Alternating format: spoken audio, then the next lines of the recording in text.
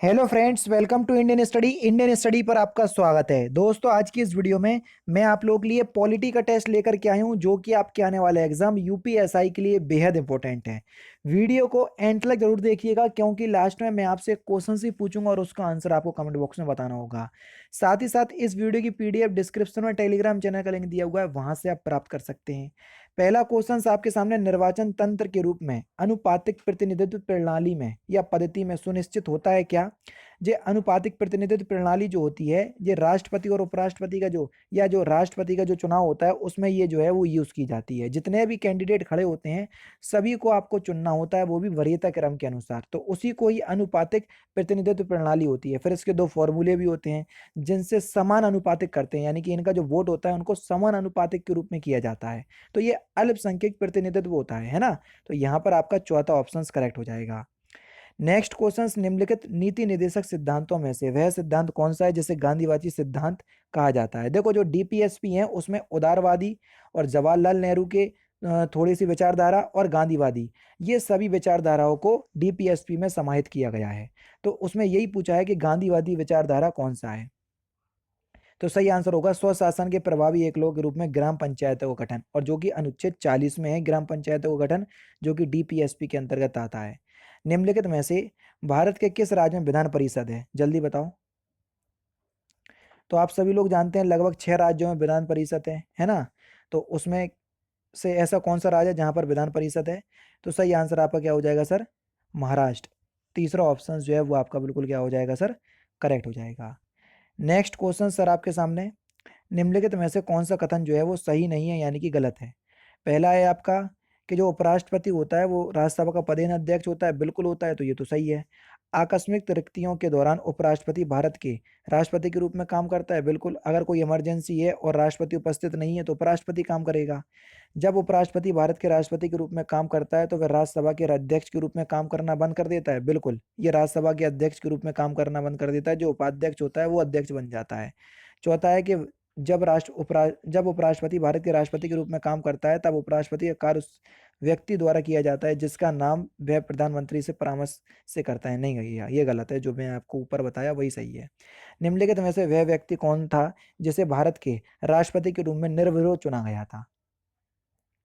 तो कौन थे? तो सही आंसर हो जाएगा एन संजीव रेड्डी, यानी कि नीलम संजीव रेड्डी। तीसरा ऑप्शन करेक्ट। राज्यों का भाषाई आधार पर पुनर्गठन कब किया गया था? तो सही आंसर आपका क्या हो जाएगा सर? 1956 में। किसका? आंध्र प्रदेश का। तीसरा ऑप्शन करेक्ट। केंद्र और राज्यों के बीच कुछ कर संस्थानों के वित्तीय विवरण का निपटारा निम्नलिखित में से किसके द्वारा किया जाता है? तो ये सर वित्त आयोग के द्वारा किया जाता है। तीसरा ऑप्शन करेक्ट। वह प्रधानमंत्री कौन है जिन्होंने अपने कार्यकाल के दौरान संसद के अधिवेशन सत्र में भाग नहीं लिया? तो उनका नाम क्या है? चौधरी चरण सिंह। इनके चरण ही नहीं पड़े थे कभी। चौथा ऑप्शन करेक्ट। उस राज्य पुनर्गठन आयोग का अध्यक्ष कौन था जिसने भाषाई आधार पर राज्यों का पुनः सीमांकन करने की सिफारिश की थी? सही आंसर होगा फजल अली। पहला ऑप्शन करेक्ट। भारत के पहले केंद्रीय विधानमंडल का अध्यक्ष कौन था? विट्ठल भाई पटेल। तीसरा ऑप्शन करेक्ट। निम्नलिखित में से वे व्यक्ति कौन है जो अनुच्छेद 143 के अधीन किसी मामले को सलाहकारी के रूप में भारत के उच्च न्यायालय को भेज सकते हैं? अनुच्छेद 143 में क्या है? सुप्रीम कोर्ट राष्ट्रपति को क्या देगा? सलाह। लेकिन राष्ट्रपति उस सलाह को माने या ना माने, ये उसके ऊपर डिपेंड करता है। तो ये भारत के राष्ट्रपति। पहला ऑप्शन करेक्ट। भारत का पहला अराजनीतिक राष्ट्रपति कौन था?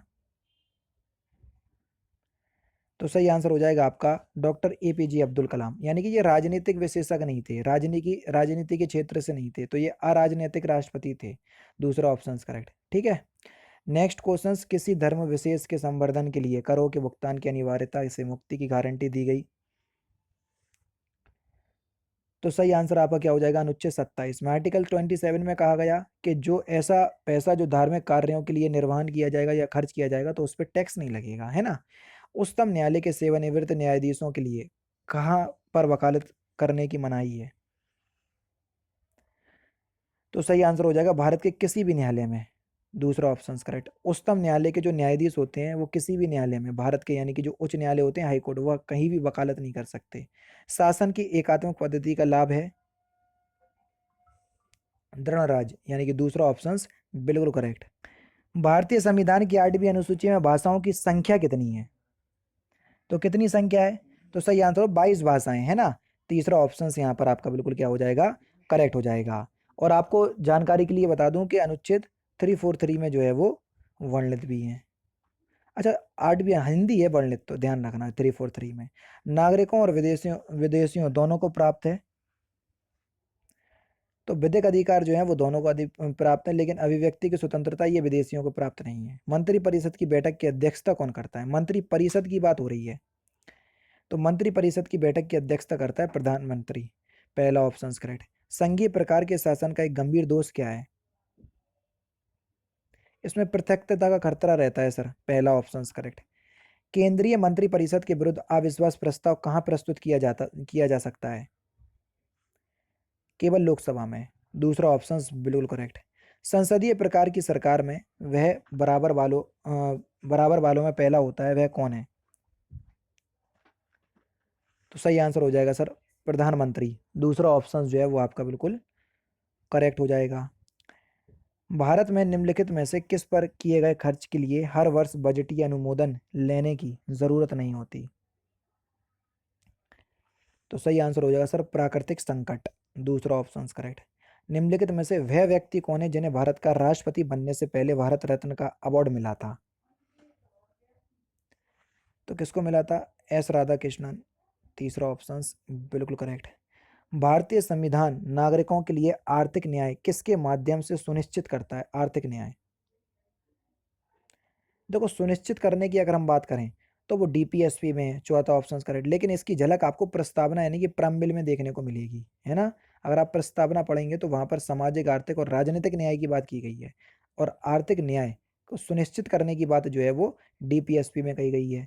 जितने भी आपके सारी चीज जो आपकी प्रस्तावना में बोली गई है, वो सारी चीज मूल्य अधिकार और डीपीएसपी में उसका बिल्कुल व्याख्यात्मक क्या दिया गया है, स्वरूप दिया गया है। ठीक है।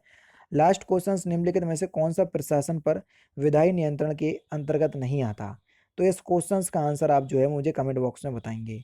और देखना आपका जो एग्जाम है लगभग 20 अक्टूबर से जो है वो प्रस्तावित, यानी कि हो सकता है कि 20 अक्टूबर से आपका एग्जाम हो नहीं सकता, बिल्कुल 70 से 80% प्रायोरिटी तो ऐसी है या संभावना ऐसी है कि आपका एग्जाम 20 अक्टूबर से स्टार्ट हो जाए, क्योंकि जनवरी 2022 में आपके चुनाव भी हैं।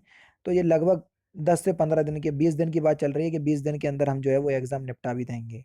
तो पॉलिटी आप लोगों के लिए बहुत इंपॉर्टेंट हो जाएगा जीके वाले पोर्शन के लिए, क्योंकि लगभग 20 में से या 40 में से 17 से 18 क्वेश्चंस आपको पॉलिटी के देखने को मिलेंगे। तो इसलिए आप इस पे थोड़ा ज़्यादा ध्यान दीजिए, इसलिए लगातार मैं आपको पॉलिटी के प्रैक्टिस सेट भी करवा रहा हूँ। तो दोस्तों, अगर आपको वीडियो पसंद आए तो वीडियो को लाइक और शेयर जरूर कर दीजिएगा। मिलते हैं नेक्स्ट क्लास में, नेक्स्ट वीडियो में। जय हिंद, जय भारत।